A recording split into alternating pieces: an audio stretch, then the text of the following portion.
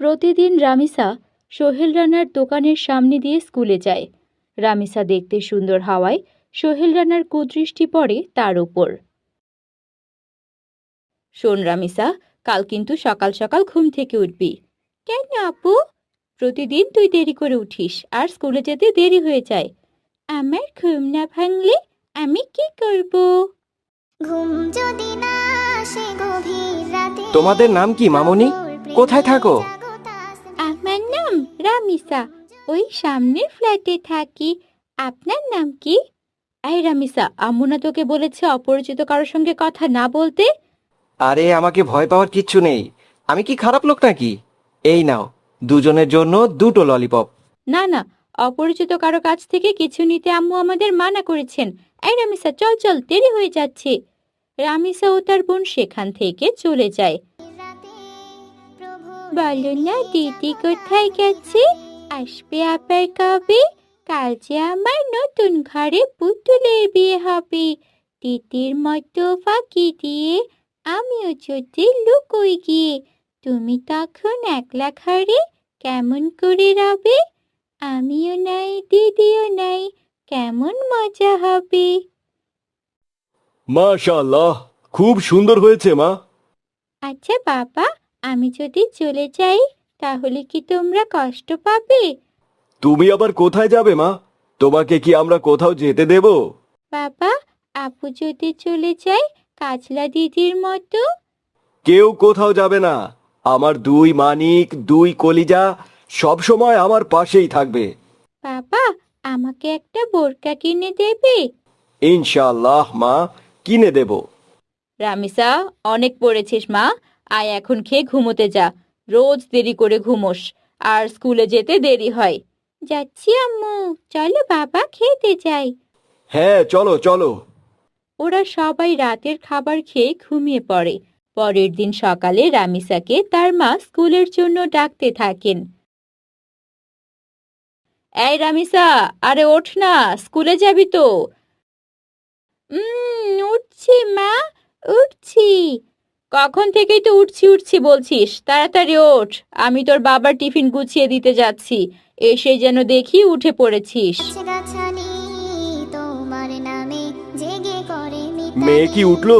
পশু তোমার মেয়েকে কি আর সাত সকালে ওঠানো যায় কখনো?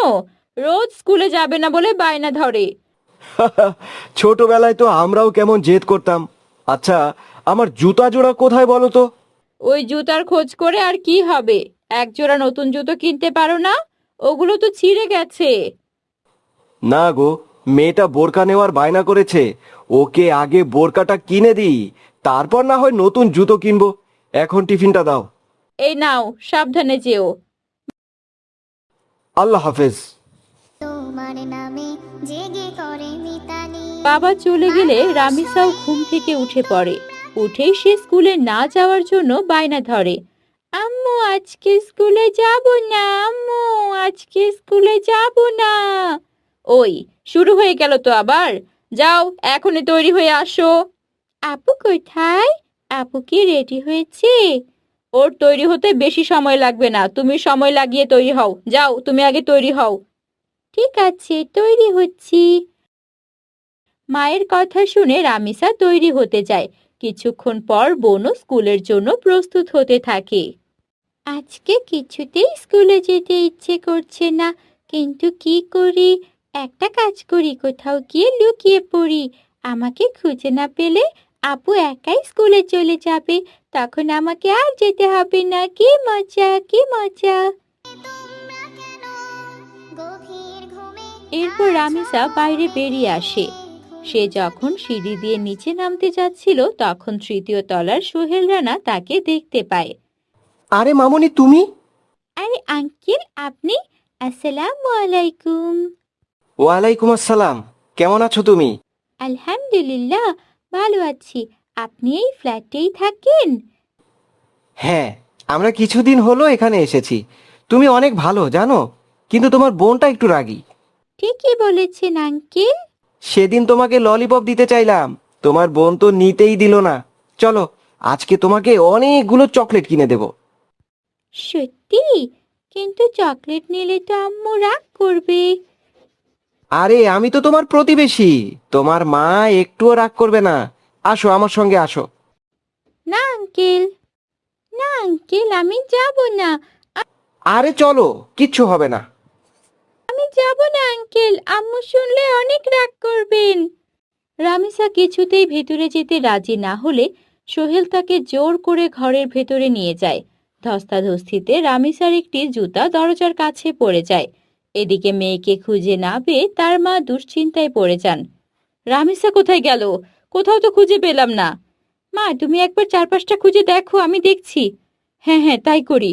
রামিসার মা পুরো ফ্ল্যাট খুঁজে বেড়ান, কিন্তু কোথাও না পেয়ে তিনি নিচে নেমে প্রতিবেশীদের জিজ্ঞেস করেন, ভাই, আমার মেয়ে রামিসাকে কি দেখেছেন? না তো ভাবি, রামিসা তো নিচে নামে না। কেন, কি হয়েছে? ওকে অনেকক্ষণ ধরে খুঁজে পাচ্ছি না। চিন্তা করবেন না, হয়তো কোথাও খেলছে। ছোট মানুষ তো, আপনি আর একটু খুঁজে দেখেন। ঠিক আছে, ওকে যদি কোথাও দেখতে পান আমার কাছে পাঠিয়ে দিয়েন। আচ্ছা ভাবি, পাঠায় দিমু। চারদিক তন্ন তন্ন করে খোঁজার পরও রামিসার মা রামিসাকে খুঁজে পান না। একসময় সোহেলের ফ্ল্যাটের সামনে তিনি রামিসার একটি জুতা দেখতে পান। আরে, এটা তো রামিসার জুতা, কিন্তু এখানে কেন? গেটটা খুলুন, ভেতরে কে আছেন? গেটটা একটু খুলে দিন। আপা, গেটটা একটু খুলুন। ভেতর থেকে কোনো সাড়া শব্দ না পেয়ে প্রতিবেশীদের নিয়ে দরজা ভাঙেন রামিসার মা, কিন্তু ততক্ষণে বড্ড দেরি হয়ে গেছে। ভেতরে ঢুকতেই চোখে পড়ে এক নৃশংস দৃশ্য। মেঝেতে পড়ে আছে রামিসার ক্ষতবিক্ষত দেহ, আর বাথরুমে বালতির ভেতর তার কাটা মাথা। খুনি ততক্ষণে জানালার গ্রিল কেটে পালিয়ে গেছে। হায় হায় হায় হায়, আমার মেয়ে, আমার মেয়েরে কি হলো? আল্লাহ, তুমি এ কি করলে? আল্লাহ, আল্লাহ গো! কিছুক্ষণ আগেও যে মেয়েটি স্কুলে যাবে না বলে বায়না ধরছিল, এখন তার নিথর দেহ পড়ে আছে। এই বর্বর হত্যাকাণ্ডের তীব্র নিন্দা জানিয়ে আজ পুরো বাংলাদেশ এক সুরে বিচার চাইছে। Justice for Ramisa. এর আগের ভিডিওতে কুইজের সঠিক উত্তর দিয়েছে তামজিদ, অথৈ, সামিন, মুন্না, আব্দুল্লাহ, তাসিন, হাফসা, তাকিয়া ও আরও অনেকে। আজকের কুইজ হলো, ইসলামে ধর্ষণকারীর শাস্তি কী? আব্দুল্লাহ একসময় ভালো শিক্ষার্থী ছিল, কিন্তু অভাবের তাড়নায় এখন সে পকেট মেরে দিন যাপন করে। ঘুম যদি না আসে গভীর রাতে, প্রভুর প্রেমে জাগো তাসবিহ। চল বন্ধু, আরো কয়েকটা পকেট কাটি। না, আমার আর লাগবো না। বেশি লোভ করলে ধরা পইরা যাইতে পারি। মাত্র তো কয়েকটা হইল। না রে, তুই বাড়ি যা, আমিও যাই। আম্মাই একা আছে বাড়িতে। আচ্ছা বন্ধু, কালকে আবার দেখা হইব। আচ্ছা আচ্ছা। আব্দুল্লাহ বাজার থেকে চুরি করা টাকা নিয়ে বাড়ি ফেরে। এসে দেখে তার মা অসুস্থ শরীর নিয়ে সেলাই মেশিন চালাচ্ছেন। আম্মা, ও আম্মা, খাউন দেও। বাবা, আসছিস? বয়, আমি খাওন দিতাছি। আম্মা, তুমি আবার এই মেশিন লইয়া বইছো? তোমারে না কইছি মেশিন চালাইবা না। তুই ছোট মানুষ, একলা কি আর সংসারের ভার চালাইতে পারোস? হ পারুম, তোমার অসুস্থ শরীর লইয়া আর মেশিন চালান লাগবো না। বড় বোনের বিয়া দিলি এই ছোট বয়সে, সেই ধার দেনা মেটাইতে কিয়া কি অবস্থা করছস তোর শরীরের? এত চাপ কি আর তরে দেওন যায় বাপ?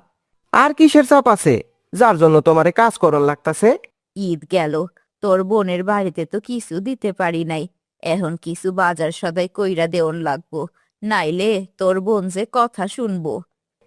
তুমি এত ভাইব না তো। আমি কালকার মধ্যে আপার বাড়িতে বাজার কইরা দিয়ামু। আহো, অহন ভাত খাই। হাত মুখ ধুয়ে আয়, খাবার বাড়তাছি। আব্দুল্লাহ হাত মুখ ধুয়ে খাবার খেতে বসে।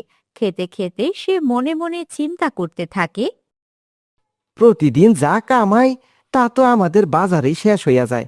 আপার বাড়িতে বাজার দিতে গেলে আরো বেশি কাজ করতে হইব, রিস্ক নেওন লাগবো। আব্বা, কি ভাবতাছোস? কিছু না আম্মা, তুমি খাও।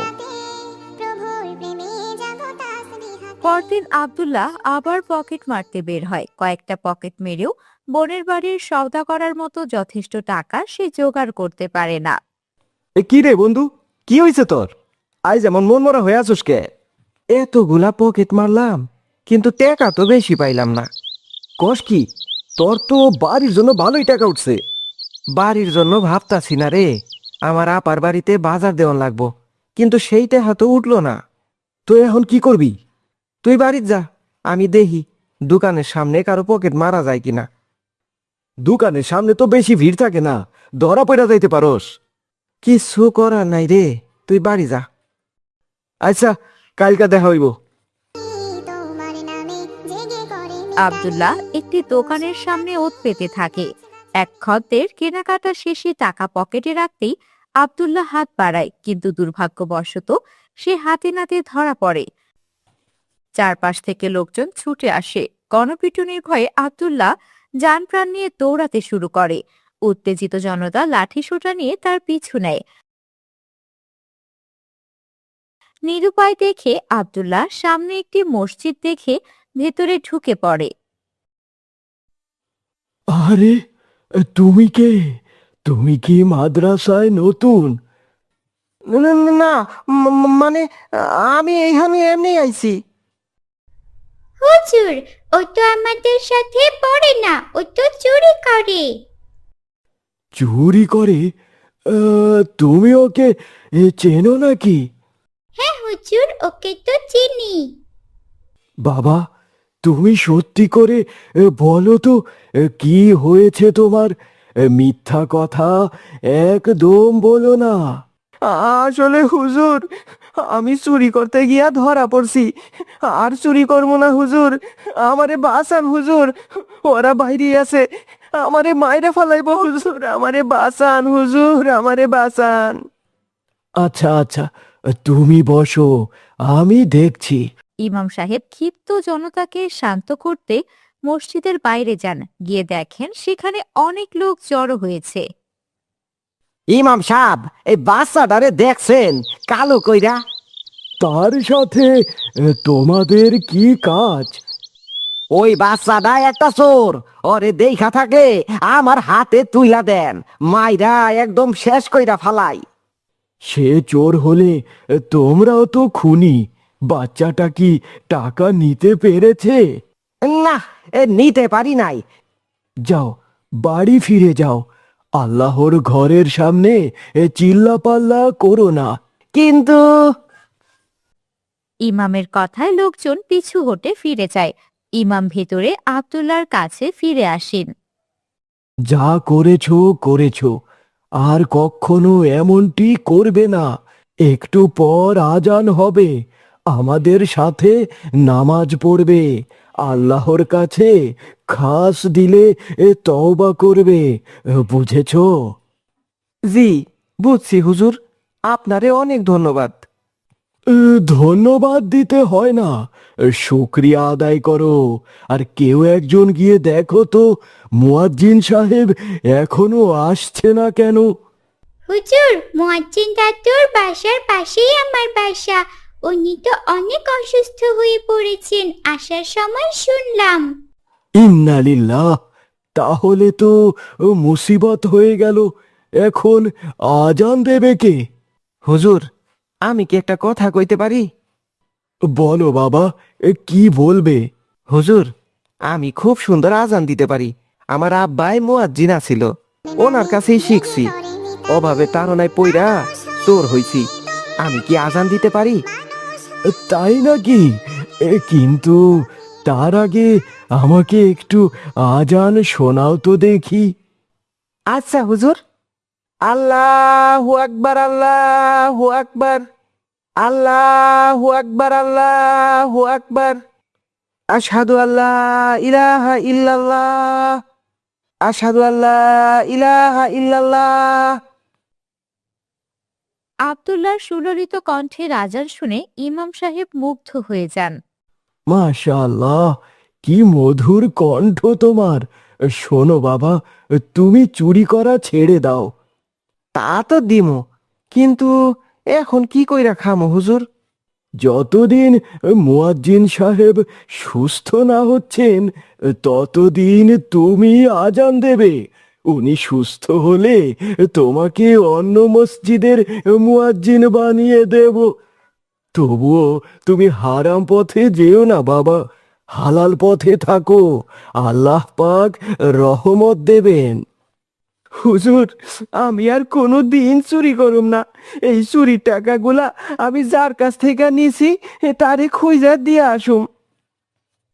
কেঁদো না বাবা, আল্লাহ পাক আমাদের সবাইকেই এভাবে হেদায়েত দান করুক, আমিন। এভাবেই আব্দুল্লাহর জীবনের মোড় ঘুরে যায়। পকেটমার থেকে সে মসজিদের মুয়াজ্জিন হয়ে যায়। হালাল পথে অল্প আয়েও এখন তার মনে অনেক শান্তি। তোমাদের জন্য একটি কুইজ আছে। যারা কুইজের সঠিক উত্তর দিতে পারবে তাদের নাম পরবর্তী ভিডিওতে অ্যানাউন্স করা হবে। এর আগের ভিডিওতে কুইজের সঠিক উত্তর দিয়েছে সামিহা ইসলাম, লীলা, মালিহা, তাওহিদ, মল্লিকা, নুসরাত আরও অনেকে। আজকের কুইজ হলো রাসূল সাল্লাল্লাহু আলাইহি ওয়াসাল্লাম কোন ফলকে জান্নাতের ফল বলেছেন। সঠিক উত্তরটি এবং তোমাদের নাম কমেন্টে জানিয়ে দিও এবং সাবস্ক্রাইব করে বেল আইকনটি বাজিয়ে দাও যাতে করে নতুন ভিডিওর কুইজে সবার আগে অংশগ্রহণ করতে পারো। দেখা হবে নতুন কোনো দিনই গল্পে। আল্লাহ হাফিজ। আয়েশার বাবা মা তার দাদুকে একদমই সহ্য করতে পারে না। প্রতিদিন দাদুকে নিয়ে তাদের ঘরে অশান্তি আর ঝগড়া লেগেই থাকে। কত করে বলি তোমাকে, তোমার বাবাকে বৃদ্ধাশ্রমে রেখে আসো, তুমি আমার কোনো কথাই শোনো না। আহা, চাইলেই তো আর রেখে আসতে পারি না, আমার তো হাত পা বাঁধা। আমি এত কিছু বুঝি না, তোমার ওই বুড়ো বাপের সেবা আমি করতে পারবো না, আমার একদমই ভালো লাগে না। আমি তো সবটাই বুঝি, কিন্তু কি করব বলো? তুমি যেভাবেই হোক তাকে বৃদ্ধাশ্রমে রেখে আসো, না হলে কিন্তু আমার মন যা চায় আমি তাই করব। বাবার জন্য আমরা নিজেদের মতো করে জীবন কাটাতে পারছি না, এটা আমি জানি, কিন্তু সমাজের মানুষের ভয়ে তো কিছু করতে পারি না, না হলে কবে বৃদ্ধাশ্রমে রেখে আসতাম। তুমি একটু ধৈর্য ধরো, যা বয়স হয়েছে কিছুদিন পর এমনিতেই মরে যাবে। এই কথা তো বিয়ের পর থেকেই শুনে আসছি, না জানি বুড়োটা কবে মরবে। তাদের এই নিষ্ঠুর কথাবার্তা আয়েশার দাদু নিজের ঘর থেকে শুনতে পান এবং ঠুকরে কেঁদে ওঠেন। আল্লাহ, তুমি এ কেমন একটা দিন আমাকে দেখালে। খোকার মাকে যেমন তুমি তোমার কাছে নিয়ে গেছো, আমাকে কেন নিয়ে গেলে না খোদা? তুমি কি আমায় একদমই ভালোবাসো না? এভাবেই প্রতিদিন আয়েশার দাদুকে নানা অবমাননাকর কথা শুনতে হয়। তারা প্রতিদিন ভালো ভালো খাবার খেলেও দাদুর পাতে জোটে সামান্য দুটো রুটি আর সবজি।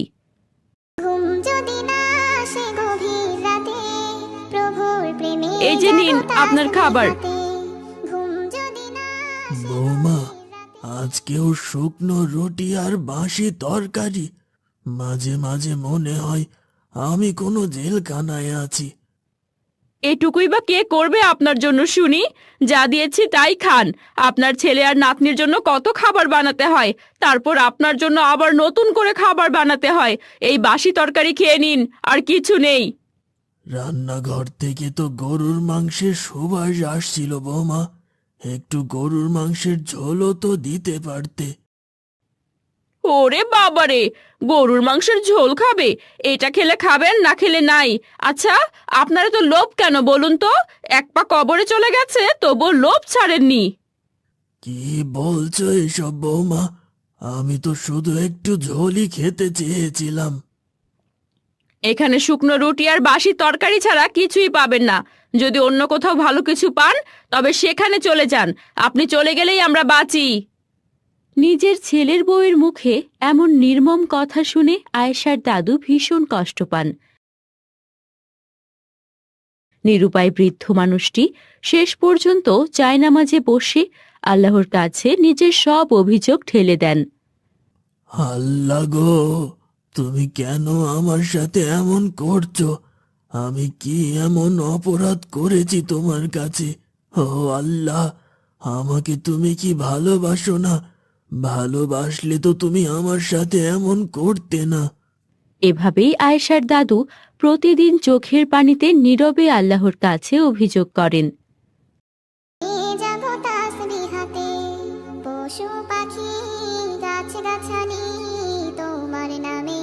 আর কি কি লিস্টে লিখবো বলো তো? ছোলা বুট লিখেছো, বেসন নিবে আর খেজুর নিবে। আমার জন্য চকলেট নিও বাবা। রোজার মাসে তুই চকলেট খাবি কখন? আমি সেহরিতে চকলেট খাবো। না না দাদু ভাই, চকলেট খেলে দাঁতে পোকা হবে। চকলেট না খেয়ে অন্য কিছু খেও। হ্যাঁ, চকলেট আনতে পারবো না, বেশি চকলেট খাওয়া ভালো না। খোকা, আমার জন্য একটা রুহ আফজার বোতল আনবি? একদিন আজগরদের বাড়িতে খেয়েছিলাম, খুব ভালো লেগেছিল। একটা আনিস আমার জন্য। এ রুহ আফজার শরবত খাবেন? মানুষ ইফতারের জন্য পানি পায় না, আর আপনি খাবেন রুহ আফজার শরবত? আব্বা, আমার তো এখন বেশি টাকা নেই, রুয়াবজা কিনলে অনেক খরচ হয়ে যাবে। আপনি বরং পানি দিয়ে ইফতার করে নিন। আরে এত কাহিনী কেন শোনাতে যাচ্ছ? বলে দিলেই তো হয় এসব দিতে পারবে না। আর উনি কি বোঝেন না যে আমরা সবাই ওনার উপর অতিষ্ঠ হয়ে পড়েছি? এইসব কি বলছো মা? আমি তো দাদুর উপর অতিষ্ঠ হইনি। এই তুই চুপ কর, বড়দের মাঝে কথা বলিস কেন? যা ঘরে যা। আর বাবা, আপনিও আপনার ঘরে যান। এত খাই খাই স্বভাব বাদ দিন। খরচ করা দেখলে এটা খাবো, ওটা খাবো, সেটা খাবো। ছেলের বউয়ের কাছে নির্মমভাবে অপমানিত হয়ে আয়েশার দাদু নিজের ঘরে এসে অঝরে কাঁদতে শুরু করেন। আল্লাহ, আল্লাহ গো, আমি বুঝেছি এত কষ্ট আর এত যন্ত্রণা তুমি আমাকে কেন দিচ্ছ। তুমি আমাকে একটুও ভালোবাসো না। আমি দিন রাত তোমার ইবাদত করি, তারপরও কেন তুমি আমাকে এত কষ্ট দিচ্ছ?